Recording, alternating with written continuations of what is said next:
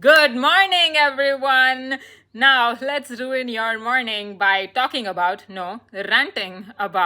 the hottest romance series that dropped this year. And after binging these series back to back, I realized that I am better off being single because relationships can get very, very messy, and our characters are also borderline stupid.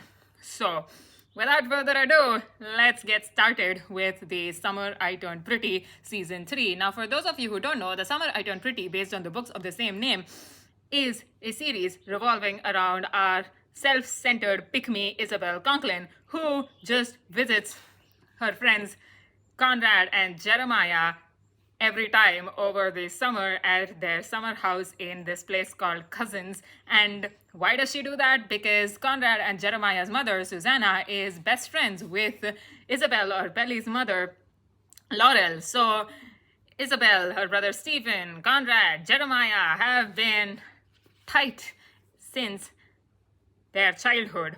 And Isabel was always kind of a nerdy girl, and the show goes out of their way to prove that to you because, in all its lazy flashback scenes, you can see Isabel having thick glasses and braces and just being around Conrad all the time. So, obviously, as most of the romance series goes, the heroine almost ends up with the first male lead. And in this case, the first male lead is the older brother of the Fisher boys, Conrad.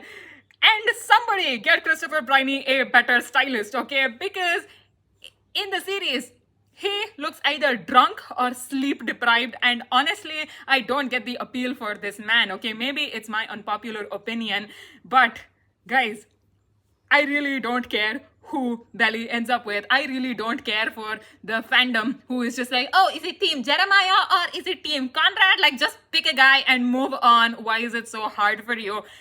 And believe it or not, do you know who aced this trend of getting in between both the brothers? It's Elena Gilbert from Vampire Diaries. Hell, I even think Haley from Originals did a better job. But this is trash. Okay, I literally got an aneurysm after binging 11 episodes of this show. Like, the first two seasons have 8 episodes, and the first season goes around this idea of Isabel being with Conrad after she hooked up with the younger brother Jeremiah, because Jeremiah, who was her best friend all along, was like, hey Belly, ever since this summer, since you took off your glasses, you actually look hot, so why don't we try dating? And then she tries dating, but Jeremiah gets to know that, oh, my mom has cancer, and that's why Conrad has been aloof this entire first season. So I am going to ghost Belly at this dance, and I am going to deal with my feelings. And so Conrad has to show up instead of Jeremiah to this dance, right? So Conrad is just like, okay, you know what, Belly, since the secret is out that my dear mother, the woman you idolize, is suffering from cancer, we should try to process this, and then maybe I will come to love you and you can be my girlfriend. So obviously these two get into a relationship at the end of the first season, okay? Which is like so abrupt and weird. Like, I think the show needed more time to breathe, okay? And then after that, in the second season, we find out that Susanna, Conrad and Jeremiah's mother, does not make it through the treatment. So it eventually turns out to be a drastic shift in tone where everybody is just so sad, but the one who is impacted the most by it is Isabel. Woman, don't tell me you love Susanna more than your mother, because if you guys don't know, this show has zero chemistry between its characters, okay? Like, Conrad and Jeremiah don't even feel like brothers. I feel like Damon and Stephen have more of that sibling chemistry between them, despite being away from each other for centuries, okay? And even Alex and Cole Walter from My Life with the Walter Boys feel like actual brothers compared to Conrad and Jeremiah, okay? Because Conrad and Jeremiah do not have a life outside of Belly, and Belly also does not have a life outside of Conrad and Jeremiah, even though the show tries to tell you otherwise. Like, you see Belly hanging out with her friends, but all her friends are just like, hey, is it Conrad? Is it Jeremiah? And even even her mother or even her brother Stephen are just like, okay, Conrad and Jeremiah. You hardly see any type of family dynamics between them, which is so weird and just so absurd to me. Like, why stick on this one theme when you can do so much more? Okay, so Isabel is just like, hey, Conrad, you are not giving me the attention I need, and I know that we both are in this together because your mother just died and everything. And Belly, everybody has different ways of processing their grief. So obviously, Conrad is hurt, okay, because his mother, who is closer to him than you, obviously, is dead. So it's fine if Conrad doesn't give you the attention, okay? So why do you have to dump him over that? It's so weird, okay? And technically, Conrad is just like, okay, listen, I can't do this anymore. And then he kind of yells at her and everything. It's a very dramatic scene, but you feel zero stakes. Like I said, I actually don't care who Isabel ends up with. Is it Conrad? Is it Jeremiah? Divine intervention. I should have stopped watching this show, but no. Okay, I stuck around till the finale of the second season, and guess what? Belly ends up with a younger brother, Jeremiah, and Conrad realizes that, oh no, I have treated Isabel like trash, so I am going to get her back. And then he sees Isabel and Jeremiah together, and he is like heartbroken. And being the good older brother he is, he kind of torments them about it in the car ride. And these people are just like, bro, please stop being a jerk, okay? And finally, Conrad is just like, okay, you know what? I'm going to do the noble deed. And Jeremiah, you can be with her. I am letting Isabel go. And so the third season begins with Isabel and Jeremiah getting into a relationship.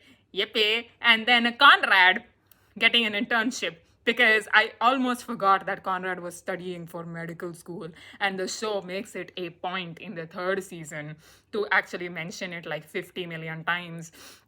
And guys, the only way you actually know that these characters are friends from childhood is because of the lazy flashbacks, and because these characters telling this dialogue that, oh, do you remember when you were these years old, you did this and it was so funny. Oh, when you were so many years old, you went there and you got lost and we had to find you. Haha, good times. Oh, and when you were these many years old, Susanna did this. Oh, when you were these many years old, you came here. And it just happens at least like a billion times, and it's just so annoying because every episode, every character just says this like 1,000 times, and it just takes you away from the show. Like, let the characters breathe. It's fine, okay? And this is why the chemistry between the characters just dies. So, big surprise, Jeremiah kind of cheats on Isabel, okay? And then Isabel is just like, bro, no, this is the worst thing you can do to me, so we are done. But guess what? Stephen gets into an accident because Stephen and Taylor are in a messy relationship together. And this is hardly mentioned in the books because Stephen is mostly a side character in the books. But in the show, Stephen is by far the best character. Like, my man deserves to be in a K-drama, okay? He does not deserve this show.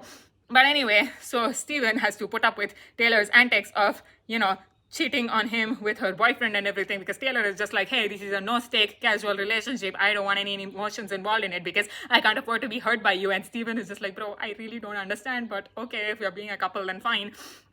And through some messy shenanigans, these people just get it together. Like, honestly, they are more engaging than whatever Belly has to do with the boys, okay? And guess what? Stephen gets into an accident after chasing Taylor, which makes zero sense. So Stephen is just like, okay, asleep in a coma and all, and Taylor is just like, oh no, Stephen, I'm so sorry, I love you and everything. And Stephen is just like, no, we should be friends and all because I've been thinking about what you said. So they have this their thing going on, and thankfully it does not occupy so much space in the entire show because Taylor has got the worst mom ever, okay? Like, she is so dependent on Taylor for everything, and her acting is just so annoying, and she tries to fix Taylor and Stephen up together, eventually embarrassing herself. So weird. Yeah, imagine being a kid and taking care of your mother, man, and your mom isn't even an alcoholic or a drug addict. So that makes it like 10 times worse. And then, what do? We see that Isabel is making the most stupid decision of her life. She is just like, I am getting married to Jeremiah. And Jeremiah actually kind of proposed to her that time. Why? Guys, you are 19. Who gets married at 19? And maybe like, I happened with Millie Bobby Brown, but isn't she like financially stable or whatever, so she can do whatever she wants with her life? Like, that woman is loaded, okay? So I really don't care. But you guys are not rich, okay? You guys are not even working, you guys are not settled. So what is the hurry in marrying each other? Okay, you people are literal kids, and everybody in this show thinks so. They are just like, bro, this is diabolical. Like, no, this shouldn't be happening. Guys, take it slow. And even Laurel, the most sane parent, says that, hey, wait for 5 years, take your time, get a job, get settled, then get married, okay? And Jeremiah, this little son of a bitch, is just like, no, Laurel, you like Conrad more than me, which obviously, like, if I had a daughter, I wouldn't want her to marry Jeremiah, who is irresponsible as hell and is carefree and just doesn't have any sense of morality or whatever. So obviously I would choose Conrad for personality and a stable future, okay? But if you're talking in terms of hotness, then Jeremiah is the way to go. But guys, Belly being this little bitch is just like, no, this wedding is happening whether you like it or not, and I might as well be eloping. So she just lives in this summer house, and surprise, surprise, even Conrad comes back. So he is just like, okay, this wedding idea is diabolical, but since I want to see you happy and I like my brother also, I will try to help you with the wedding even if it kills me. And so he helps her. And then Isabel is just like, oh no, I think I might still have feelings for Conrad. And the background music in this series is all over the place. Like, how much homage do you have to pay for Taylor Swift, guys? Like, she is getting engaged, for God's sake, and you people have to figure your stuff out.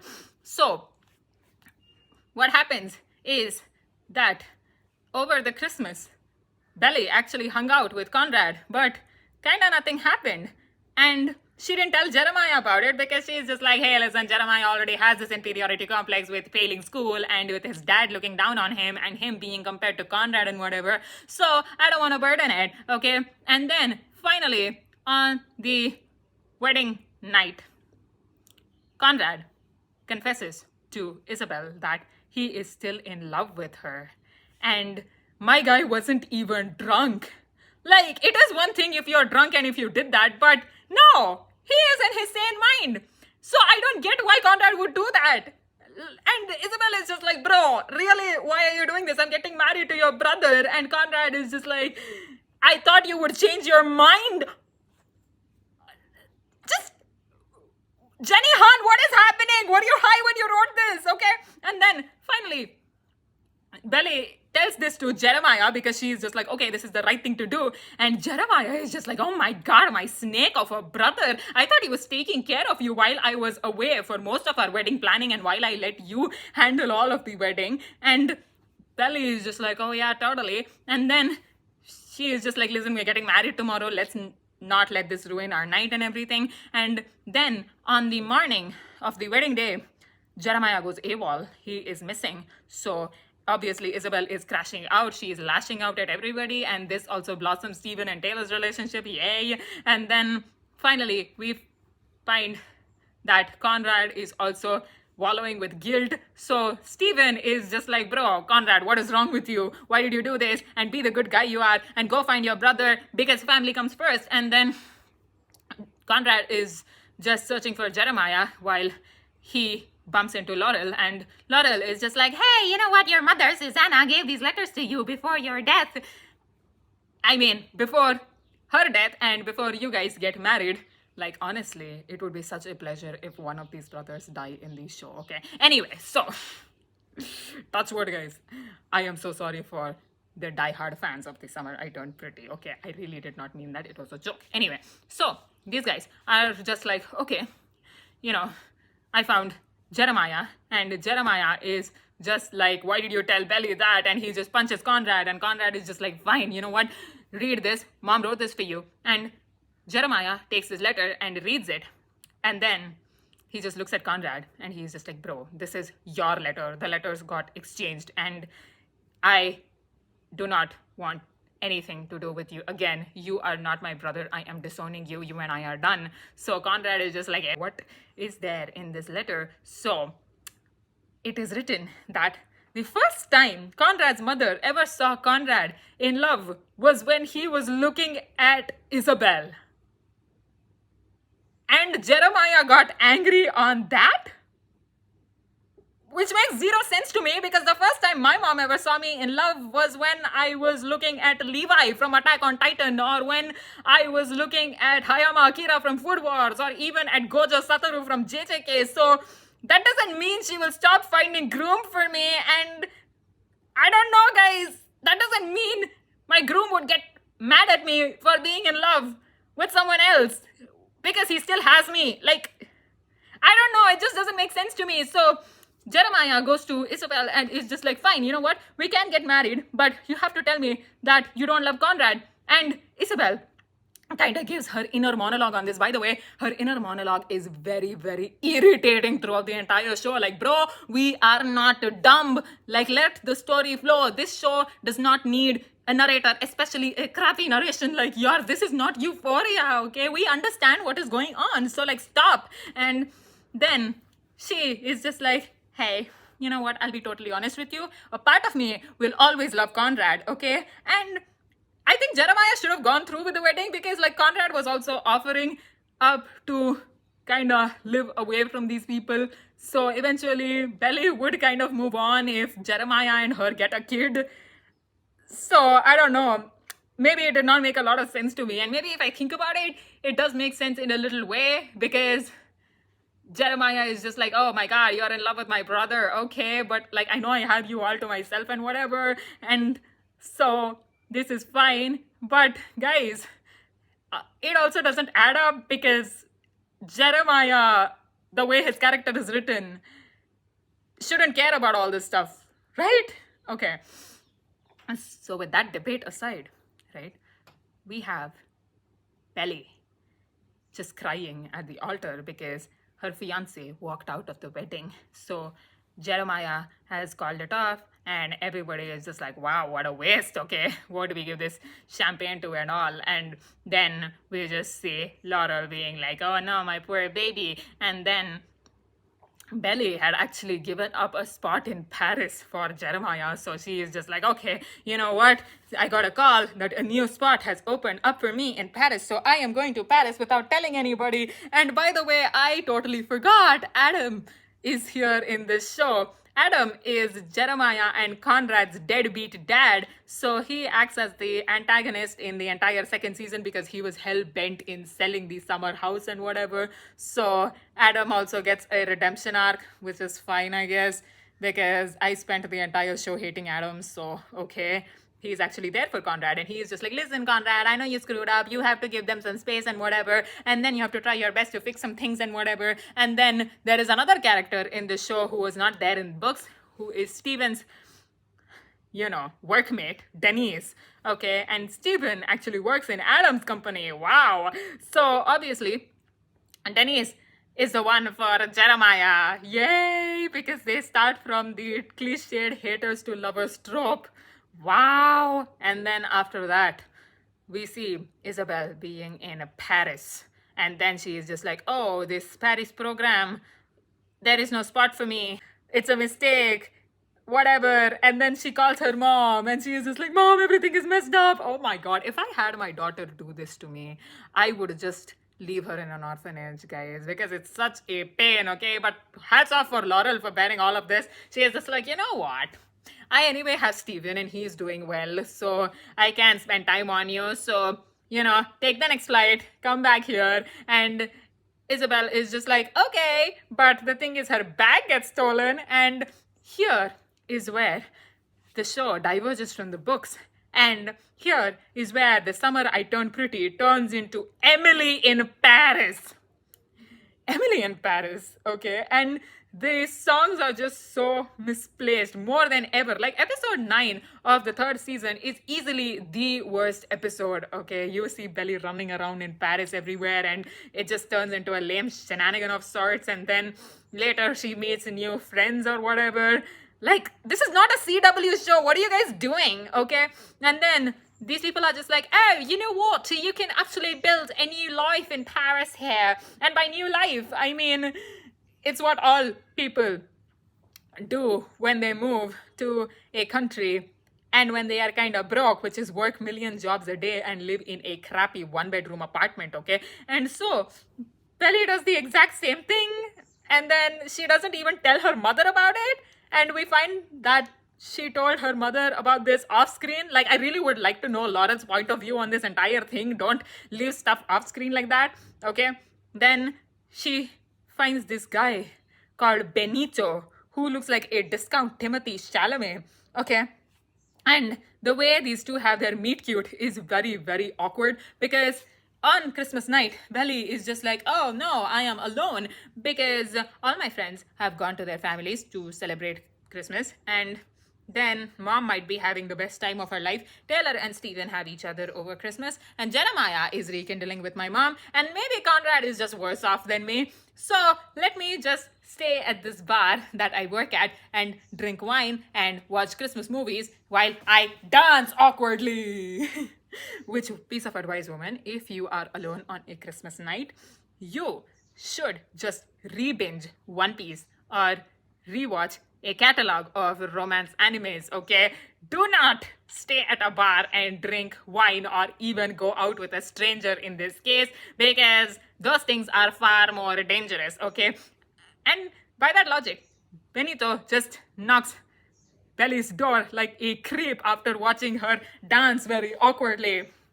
So, if that's the rules we are playing by here, then if I just do, yeah, it's me, yeah, arigato, then I think I can attract Gojo or Levi's attention to me. What are we doing? Okay. And Benito just looks like a discount Timothy Chalamet if I hadn't said that already. So he is just like, oh, Belly, you should go out with me and everything. And God bless Timothy Chalamet and how good he looks, because this guy is too hot for his own existence, okay? So Belly kind of hooks up with him, and then she also breaks up with him for no goddamn reason, which is weird because Taylor, being the worst best friend of all time, is just like, bro, try to heal from Conrad and whatever. And, Conrad is just like writing to Belly and whatever. So she is just like, your letters kept me going, Conrad. And Conrad has this conference in Brussels. And by the way, the relationship between Conrad and Jeremiah was kind of strained, but Jeremiah gets therapy from his roommate, Denise. So Denise is just like, listen, learn the art of forgiving because it makes you stronger and whatever. And Jeremiah is just like, yeah, you know what? I can forgive these people.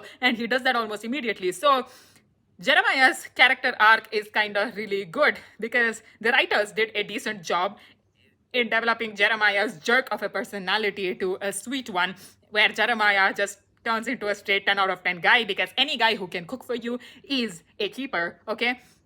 And then Conrad and Jeremiah meet at their mother's grave and they talk it out. And Jeremiah is just like, hey, listen, I made a promise to mom that I wouldn't let anything come in between us. And Conrad is just like, oh, that's funny because I made a promise to mom that I would always take care of you. And we both fail and she would be so mad. And this is the time when these two feel just like brothers. And this scene is peak, okay? So I will give the Summer I Turned Pretty points for that. But later, Jeremiah is just like, okay, good luck, Conrad, with Belly and everything. And then Conrad goes to Paris because it's very near to Brussels. So then he meets Isabel. And then finally, Isabel is just like, oh, Conrad, you know what? I'm not so sure. I wish I could be as sure as you. And then finally, with some stupid ass divine intervention realization, she just goes to Conrad.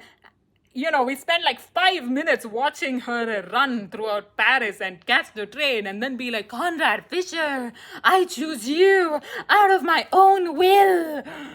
Oh my God. Okay, and Conrad finally gets together with Belly. Cheers! Yay! And then finally, we see that these to just get back. The ending of the show is very haphazard. Like, why, guys? I know the ending of the book also sucks with Belly marrying Conrad, and this show actually kind of establishes more time in developing Conrad and Jeremiah's characters, which is really good because in the books, these people have comparatively bland personalities. So You could have just spent a little more time with these people just meeting and having family time together, and then maybe show Belly and Conrad having some couple time together. But no, the ending of this show is just them going back to cousins after God knows how long, because the time of this show is very, very incoherent unless one of the characters just says it out loud, like, hey, it's been 6 weeks since you dumped Benito. Hey, it's been 6 months since you visited cousins the last time. So there is that. And I just think Steven needs to get better job, okay? Like, this show really doesn't do him justice. So, on that note, The Summer I Turned Pretty gets an average rating of like 5 out of 10. So, if you really want a time pass brain rot show, then this show is a totally for you, okay? And if you're a teenager, you are totally going to eat this up. So, on that note, this is where The Summer I Turned Pretty ends. And we move on to a comparatively better show, My Life with the Walter Boys Season 2. Yeah, apparently my camera cannot take the stress. So, let's keep this short. My Life with the Walter Boys is a Wattpad story. And we all know how Wattpad stories turn out because we have seen the Kissing Booth series. Oh my god. But thankfully, My Life with the Walter Boys does have some familiar faces. Like, you've got Farkle from Girl Meets World, and the leads in My Life with the Walter Boys are unbelievably hot. Like Cole, Walter, the older brother, is very, very hot, okay? And obviously, we know that this girl, Jackie, who has lost her entire family from the first episode, has to live with these boys because she has nowhere else to go. Like, her uncle is there, but he's mostly away on business trips and stuff. And so she lives with her mother's best friend, the Walter Boys, right? So she is just like, okay, so, let's just build a new life for me here. And contrary to The Summer I Turned Pretty, Jackie has more to her personality than being with Cole or Alex, okay? Like, the first season, she spends time with Alex and she just kind of makes new friends, and how she gets acclimatized to this countryside and how she also tries to fit into her new school. It's very nice to watch, and